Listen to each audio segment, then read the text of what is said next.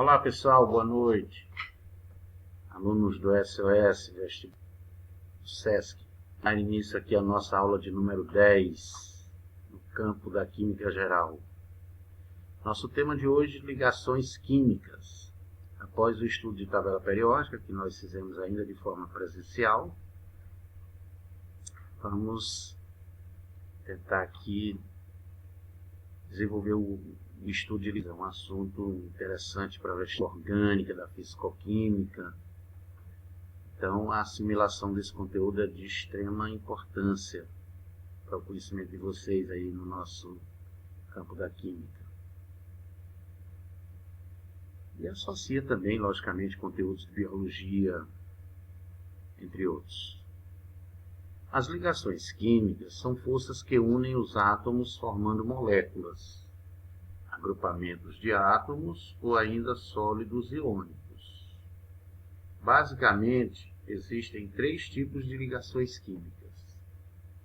Ligação iônica, também chamada eletrostática, ligação covalente, também chamada homopolar ou molecular, e a ligação metálica, que é responsável pela formação das ligas metálicas, como o ouro 18, o ouro 24, o bronze, o aço, enfim. Então, um assunto bem interessante que vocês assimilem de uma forma bem contextualizada, inclusive. Uma das teorias a respeito de ligação química é a teoria do octeto.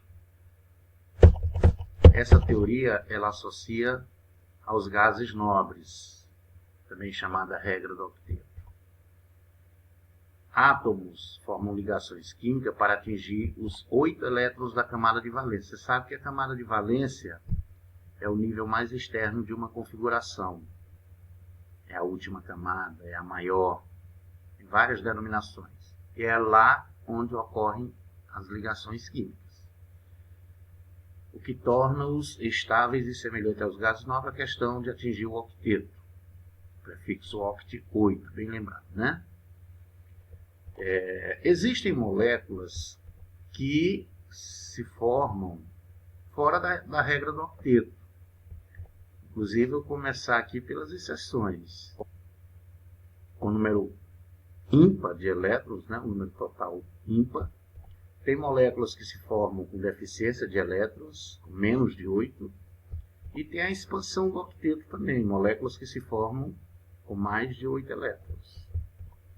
No primeiro caso aqui, ó, a molécula do NO, citei aí 3 exemplos, ClO2, NO e NO2. No caso do NO, monóxido de nitrogênio, você observa aí que o oxigênio faz ligação dupla com o nitrogênio. Você lembra que a ligaçãozinha dupla, esses dois pares de elétrons, né? O par eletrônico ele pode ser representado pelo tracinho, lembra? Forma estrutural. Então, se você contabilizar aí os elétrons do oxigênio, você vai perceber que ele vai ter, ó, um parzinho embaixo, outro em cima, total 4. Cada tracinho desse um par, como são dois tracinhos, duas ligações, mais 4 elétrons. Então, o oxigênio aí está de acordo com o octeto, ele ficou no final das ligações com 8 elétrons. Porém, o nitrogênio, ele tem 4, né, nos dois pares aí da ligação dupla, com mais 2 na parte de cima, 6. E esse eletrinho que eu botei de vermelho aí, 7. Na outra representação, eu coloquei o elétron livre no oxigênio, porque como os elétrons eles não estão parados na estrutura, eles estão em movimentação. Então, ora o elétron se desloca para o nitrogênio, ora para o oxigênio.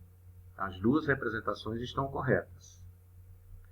A segunda exceção, esses dois exemplos aí que aparecem com deficiências de elétrons, o primeiro é o fluoreto de berílio, Be, elemento berílio da família 2A. Ele é uma exceção onde ele se estabiliza somente com 4 elétrons. Se você conferir aí os dois tracinhos, totalizam 4 elétrons. Isso ocorre devido a um fenômeno chamado hibridização, nesse caso aí SP. No outro exemplo, BF3, uma correçãozinha, esse B de baixo aí, não existe, BF3, fluoreto de boro. O boro, que é da família 3A, mesma família do alumínio, ele faz ligação covalente aí com o flúor, finalizando com 6 elétrons. É também outro caso de hibridização. Então, moléculas fora do octeto. E com a expansão do octeto, ou seja, no final ficar com 10, 12 elétrons, nesse caso aí 10, é o caso do fósforo, né? Nesta molécula PCl5, o fósforo ele finaliza aí com 10 elétrons. Lembrando, tracinho sempre um parzinho. Então, ao redor do fósforo, totalizam 10 elétrons. Outro caso de hibridização, no caso aí é sp3d, envolve também um subnível D. Hibridização é uma fusão, uma mistura de orbitais nos subníveis, o que vai dar a formação da molécula. Então são moléculas que se formam fora da regra do octeto, ok? Na verdade, essa regrinha do octeto ela só abrange 30% das moléculas. Como foi dito no início da aula, ela está associada aos gases nobres. Por quê? Os gases nobres, eles são os únicos elementos isolados na natureza. Eles não formam ligação química nem entre si e nem com nenhum outro elemento da tabela. E aí me faz pensar o seguinte, poxa, se ele não faz ligação com ninguém, nem entre eles, os demais elementos que não são encontrados isolados na natureza, eles são encontrados na forma de substância. Você encontra o oxigênio, por exemplo, na forma O2, que é o gás oxigênio, na forma O3, que é o gás ozônio. Você encontra oxigênio na água, né, H2O, no gás carbônico, CO2, sódio, alumínio, magnésio, potássio, ferro, nitrogênio, enfim, os demais elementos, para adquirirem essa estabilidade, eles efetuam as chamadas ligações químicas. Tá? Perdendo, ganhando ou ainda compartilhando seus elétrons da camada de valência, que é a última órbita. Ok? Então, a ligação iônica ocorre porque os átomos podem ganhar ou perder elétrons e formar partículas carregadas denominadas de íons. Só quando ele perde elétrons e ânion quando ele ganha elétrons. Perder ou ganhar, para adquirir o octeto, ficar com 8 elétrons, ficar semelhante a um gás nobre. Não é ficar um gás nobre, é ficar semelhante a ele. Portanto, quimicamente estáveis. Uma ligação iônica é uma força de atração entre íons de cargas opostas, né? Positivo e negativo, cátion e ânion.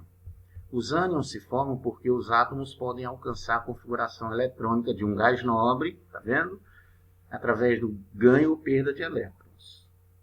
Os compostos iônicos frequentemente são chamados de sais, porém de substâncias que também são iônicas, mas essa ligação ela predomina realmente nos sais.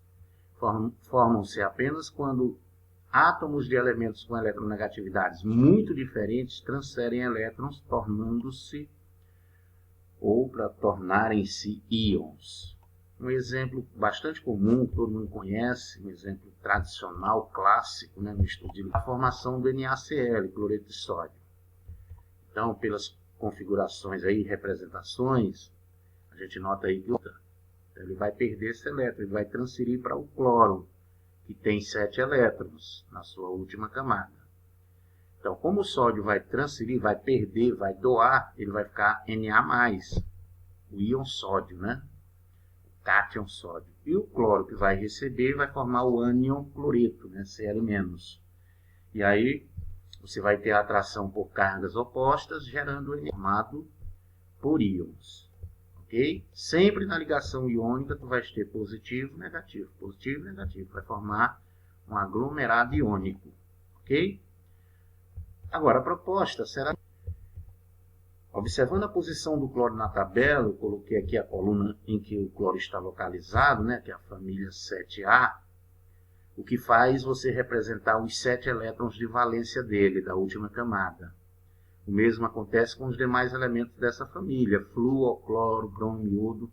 O astato não, ele não forma esses compostos porque ele é um elemento radioativo. Tá? Ele não forma essas substâncias.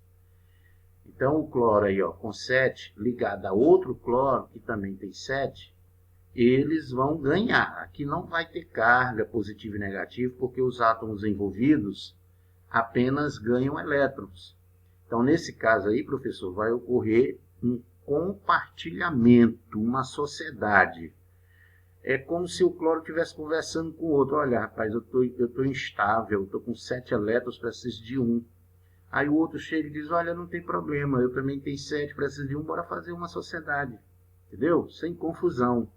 Então o meu elétron passa a ser teu e o teu passa a ser meu. Aí casamento final feliz aí, ó.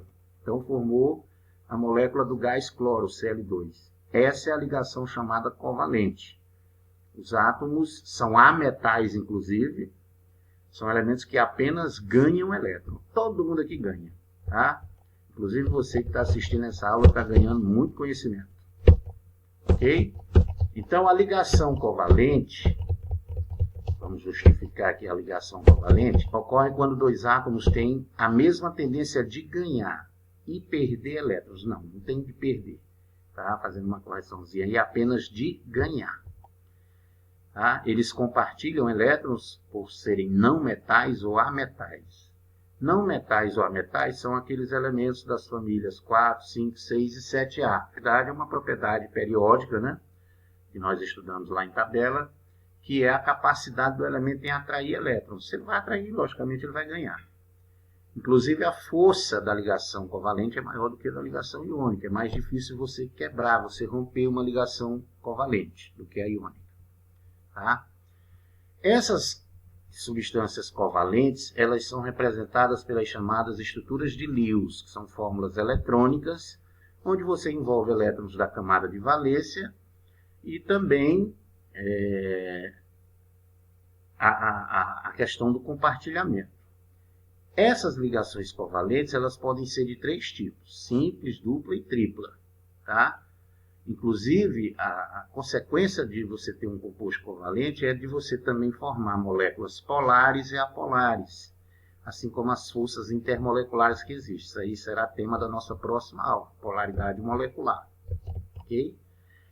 Então, como eu falei, os compostos covalentes são representados pelas estruturas de Lewis. Aqui eu te mostro um quadro, uma tabelinha, com alguns elementos e mostrando suas valências. Se você observar as configurações, na última camada, eu vou pegar aqui 2 exemplos, o enxofre, 3s2, 3p4, lá no final da configuração. Aí ele vai ter a representação de 6 elétrons, como está aí ao lado. O cloro, 7 elétrons, a representação. Então eu coloquei aí nesse quadro alguns elementos, ok? Com suas valências já definidas. E aí, voltando ao caso, como eu falei, elas podem ser do tipo simples, ligações triplas. Ok? A ligação covalente. E ela pode ser também polar ou apolar. Só antecipando, a ligação polar, ela vai ocorrer entre átomos com elétrons do HF aí, ó. E a ligação covalente apolar ocorrerá entre átomos iguais. Então, não tem polaridade. Por isso que ele diz que é uma molécula apolar. Mas isso aí será tema da nossa próxima aula. Eu coloquei aqui só um pequeno ensaio para você perceber que a ligação covalente ela também pode ter polaridade. E aí discutiremos isso na nossa próxima aula. Ok? Valeu, gente. Obrigado pela atenção e até a próxima aula. Fiquem com Deus.